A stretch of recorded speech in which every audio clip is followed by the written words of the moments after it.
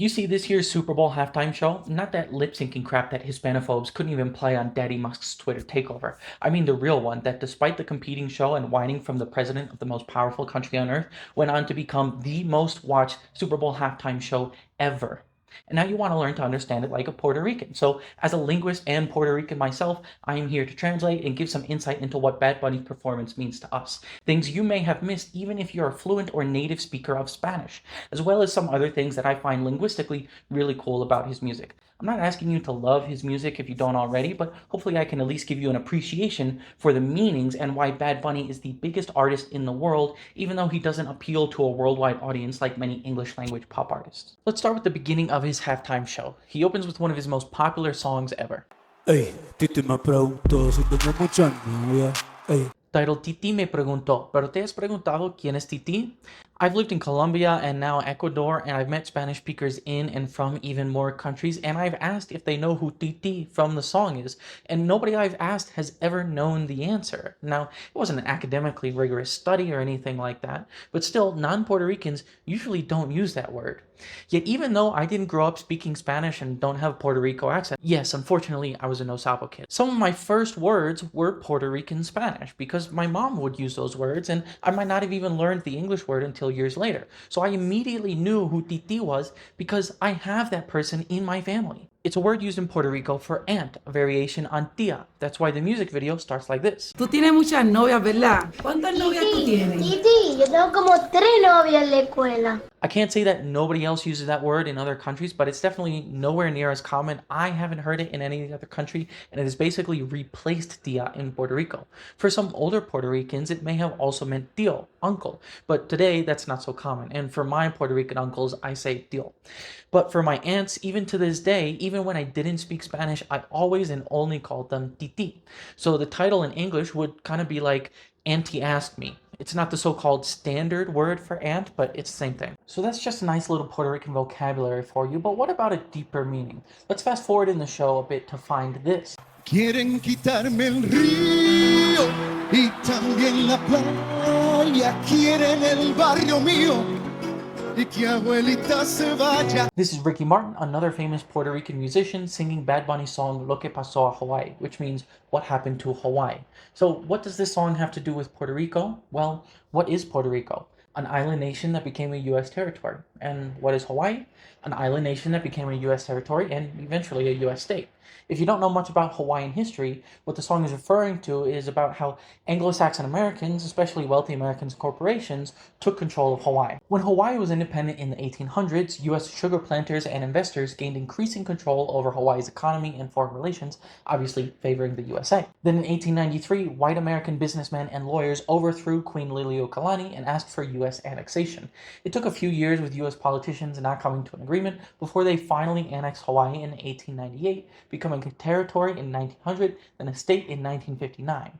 And it's important to know that, but the song is also about modern Hawaii too. Hawaii has more and more mainland Americans and corporations going there who are usually wealthier than the local indigenous Hawaiians, buying up property, land, beachfront, controlling their economy, gentrifying Hawaii, and pricing out the Hawaiians. And now much of the same is happening in Puerto Rico. Wealthy Americans and corporations are moving there, increasing the cost of living, gentrifying and pricing out the Puerto Ricans, which is why the lyrics go like this. No, no, suelte la bandera ni olvide el lelolai, que no quiero que hagan contigo lo que me pasó a Hawaii. So many are leaving Puerto Rico in search of higher paying jobs in the States, leaving their beaches, which just makes it easier for more wealthy people and corporations to buy more property and beachfront that Puerto Ricans can no longer access, exemplified in these lyrics. Quieren quitarme el río y también la playa, quieren el barrio mío y que abuelita se vaya. So now let's lighten the mood a little bit and talk about a song that wasn't in the show, but that I really love and think is underrated, this 2023 album opener. Y le hablas carno de decline, a ti te escriben todo, ustedes siempre han sido ella. What I find really interesting about this part of the song is that he's still saying all these lines almost entirely in Spanish, but then making the final rhyming words in English. I think it takes a pretty clever writer to make sure that all works, although he's definitely not the only person to use English lyrics in other language music, especially today, but the extent to which he does it I find really skilled.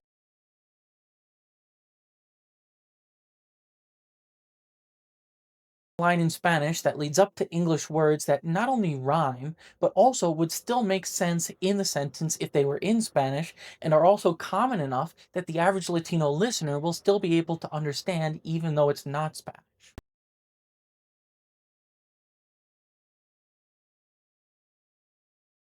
Compare that to something where they often use whole English sentences for a bit, taking advantage of the freedom you have by making entire lines in the same language.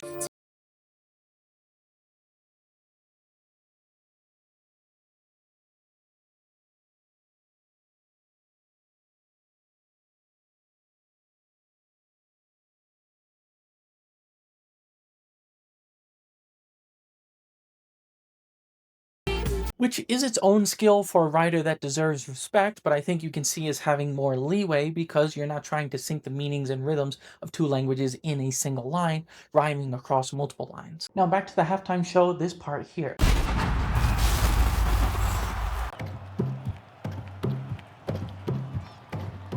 This is his song El Apagón, which means the power outage. And as you can see, he's climbing power line poles. The point is to call out frequent power outages in Puerto Rico, which are often criticized by locals as the US government not doing enough or spending enough to improve the infrastructure of a US territory. The government is benefiting from what Puerto Rico provides to the states, but leaving it behind the states. Another interesting note is the flag he waves here. I also want to give a shout out to the cameraman and director here because this is an immaculate shot. But anyway, you'll notice the flag here has a relatively light blue, like the one on my shirt here. Contrast that to the flag you'll see at the end of the show, which has a darker blue, kind of like the one in this hat. The lighter blue is much older, being used even back in the 1800s during a period of Spanish control. The dark blue came out in the 1950s to align more with the US flag. And as such, the color used is often used to represent political opinions, with the lighter blue being used by folk who are more pro-independence or at least more pro-autonomy, even used for that expression in the Spanish imperial era before it became a US territory. The darker blue is now used by government and often used to express pro-statehood. I want to take one more look at NADIE SABE. A little bit later in the song, after we hear the English rhymes, we hear these.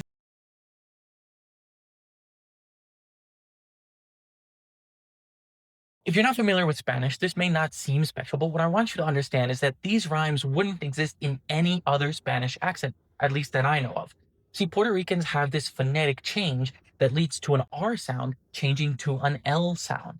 Not the double R like perro. You may have heard that many Puerto Rican accents do also have a change for the double R, but that's a different process. That's not what I want you to understand about these particular lyrics. What we're looking at here is the single tap or flap R, like in pero. It's the same sound that Americans often use in place of a double T or a double D, like in the words batty. I'm not actually pronouncing a duh or ta sound in either of those.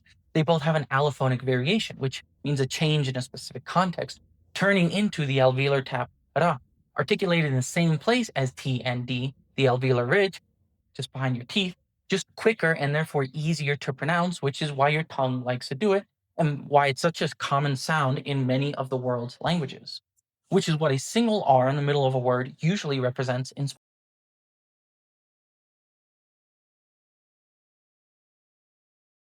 In a Puerto Rican accent, they still use the regular tapped R, ra, in between vowels. But before a consonant or at the end of a word, that alveolar tap has an allophonic variation. It turns into an alveolar lateral approximant, aka ul.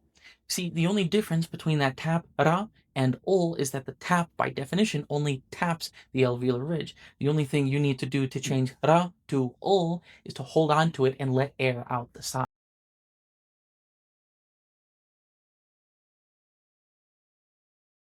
The phonotactics here, or the rules for when certain sounds are pronounced certain ways in contexts, are that in between vowels you have to release that articulation so the tap doesn't change, because the following vowel won't have that articulation anyway.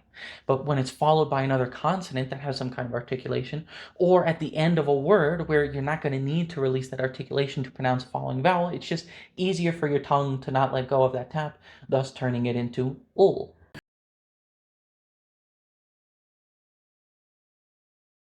Use that unique feature of Puerto Rican accents to make words that rhyme with a single R rhyme with words with an L, which would not rhyme for any other Spanish accents. But not only that, at the end of this set of rhymes, he hits us with this line.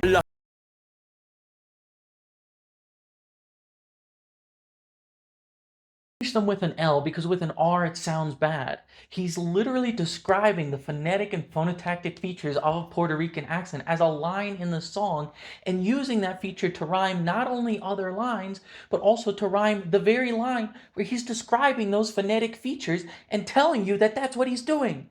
This is something that I have never heard in any other song before. If you know of any other examples doing all that at once, let me know because that shit is banger. Now back to one final moment of the halftime show I want to explain linguistically. This time it's about semantics and the meaning of the song that closed his performance. Ahora sí. De cuánto te tuve. Debí tirar más fotos, which means I should have taken more photos. A lot of people use this song in social media posts about summer vacation, including to Puerto Rico. But when white people use this song for their photos from an Airbnb in Puerto Rico, they think it's being nicely nostalgic of their trip. But Puerto Ricans find it extremely ironic because, again, this song is about the gentrification of Puerto Rico. Yes, it's about enjoying good times while they last, past love, but it's also about enjoying Puerto Rico before Puerto Ricans can no longer enjoy it. That's why the lyrics are about enjoying things that those who left are missing out on. Otros once bonitas que veo en San Juan, disfrutando de todas esas cosas que extrañan los que se van. And about wishing people would stay and not leave because so many Puerto Ricans have left after being priced out. Ey, ojalá que los míos nunca se muden. In fact, there are more ethnic Puerto Ricans on the US mainland than there are in Puerto Rico. Recent estimates say there's over 1 million people of Puerto Rican ancestry in and around New York City alone. That's about 1/3 of the population of Puerto Rico. My abuelos, my grandparents, were 2 of those who left for New York City. That's why Puerto Rican culture is so strongly tied to New York City, shown by this bodega at the halftime show, and why he has a song in the same album that he also performed called NUEVAYoL, aka New York and Puerto Rican. That's also why the album cover is 2 empty plastic chairs. Sitting in these chairs and just talking to your family and friends is something so Puerto Rican that even a New Jersey-born no sabo kid like me has done that countless times. But they're empty because they symbolize the Puerto Ricans who have left to find themselves a better life elsewhere that's getting harder to achieve in Puerto Rico because of gentrification. And gentrification is a problem that exists in some of the earliest ancient city records. There's probably no true solution, at least as long as there's growing population and people moving to new places. But the thing about Puerto Rico is that it's a small island. It's not like moving to another city in Texas or the mainland US where there's almost limitless land and space for new development. Puerto Rico is far more finite. New housing is almost always at the cost of old housing. New developments are almost always on the same plots of old neighborhoods.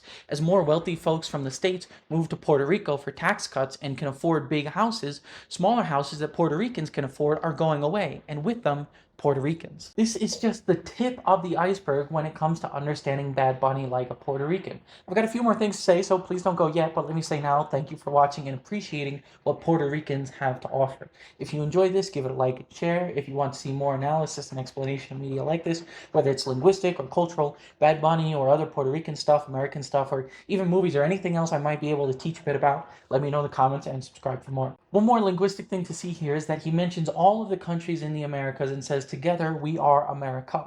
Because in the Hispanic culture, they don't view North and South America as separate continents. They consider it all one continent called America, which I've talked about before, but I don't want to start any arguments here. All you need to know is that America means different things to different people, and that using it to refer to the US or a toda America are both correct. To finish, a quick fire look at cultural things that this halftime show did while the other halftime show had a fake string performance and Kid Rock just bounced around as his voice played from a speaker, and Bad Bunny got orders of magnitude more views with real live string players. First, the hats are traditional Puerto Rican hats called baba, worn by farmers who work a lot of sugarcane fields.